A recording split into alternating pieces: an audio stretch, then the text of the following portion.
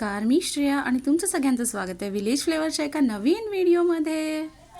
आणि तर सकाळी सकाळी आपण आलेलो आहोत आपल्या शेतावर.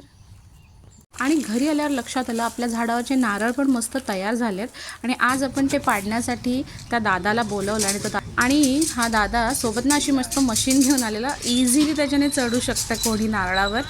आजकाल ना कृषी विद्यापीठात पण असे बरेचसे प्रकारचे यंत्र भेटतात नारळावर चढण्याचे आणि हे तर खूपच मस्त आहे. म्हणजे अगदी तो कम्फर्टेबली पटापट नारळावर चढतोय बघा. आणि हा त्याच्या कमरेला दोर कशाला बांधलाय ते नंतर तुम्हाला कळेलच. आणि इथे त्याने त्याच्या कामाला सुरुवात केली. आधी सुके नारळ काढून घेतले आणि आम्हाला हवी होती शहाळी.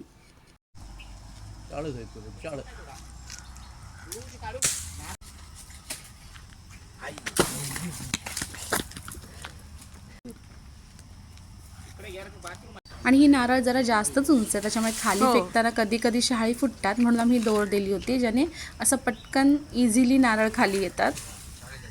तर चला मग मस्तपैकी आता शहाळ्याचा आस्वाद घेऊया. आणि त्याच्या आधी मी तुम्हाला मजा दाखवते. इथे बघा नारळाचे व्यापारी आलेले आहेत आमच्या इथे आणि ते कसे नारळाची मजा घेतात बघा. म्हणजे आपला राहुल दादा.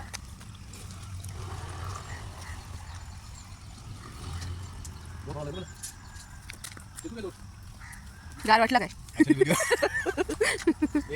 आणि इथे बघा आपल्या नारळावरचे नारळ काढून झालेत. एका झाडावरचे असेच आता बाकीच्या सगळ्या झाडांवरचे नारळ ते लोक काढून घेतील आणि तोपर्यंत आपण घेऊया शहाळ्याची मजा.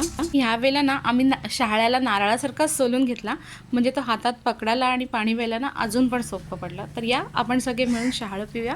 आणि पाणी पिऊन झाल्यानंतर आता वेळ होती त्याच्या आतमधलं, आणि आता आपण त्याच्या आतलं ही साय खोबरं खाऊन घेऊया. आणि तोपर्यंत संध्याकाळी हे आलेले आहे. तर मी तुम्हाला एक कोड विचारते, ठीक आहे? ओके. कोडा असा आहे, असा कोण आहे ज्याला 4 पाय आहेत पण तो चालू शकत नाही? अजून एक आहे टेबल. टेबल. चला मग भेटू एका नवीन व्हिडिओमध्ये. पण त्याआधी तुम्ही सबस्क्राईब करा, व्हिडिओला लाईक करा, कमेंट करा. बाय.